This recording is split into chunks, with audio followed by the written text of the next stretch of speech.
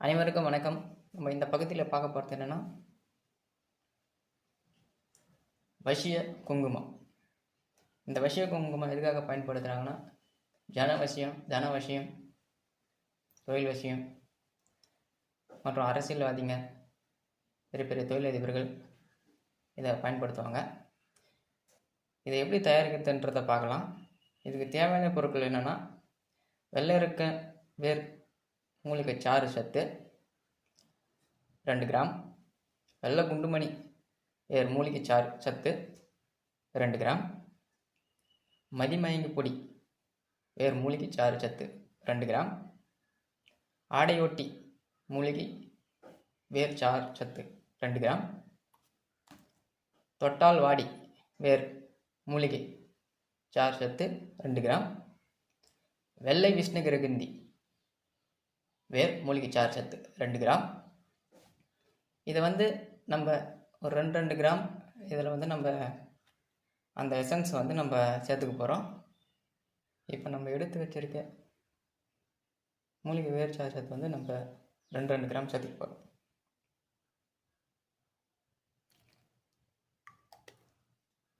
இது வெள்ளை இருக்குது மூலிகை வேர் சாறு சத்து. அடுத்தது வெள்ளை குண்டுமணி, வெள்ளை குண்டுமணி மூலிகை சாறு சத்து 2 கிராம்.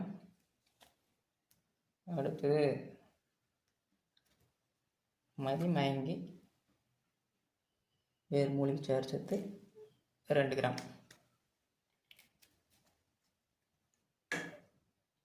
அடுத்தது தொட்டாவாடி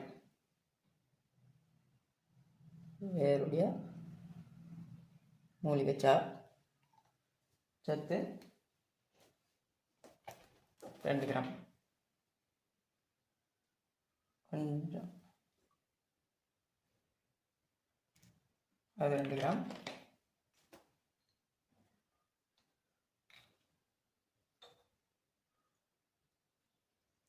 அடுத்தது நம்ம ஆடை ஒட்டி சேர்க்க போகிறோம். ஆடை ஒட்டி மூலிகை சாறு 2 கிராம். அடுத்தது வெள்ளை விஷ்ணுகிரந்தி வேர் மூலிகை சாறு சத்து 2 கிராம். இந்த மூலிகை வேர்லேருந்து நம்ம எசன்ஸ் எடுத்துருக்கோம். அந்த எசன்ஸ் தான் நம்ம பயன்படுத்துகிறோம். ஏன்னா இது ரொம்ப நாள் கட்டுப்பாக இருக்கும். இப்போ இதனெல்லாம் மிக்ஸ் பண்ணி பூஜையில் வச்சு மோகினி மந்திரம் உரு கொடுத்து இதை பயன்படுத்திக்கலாம்.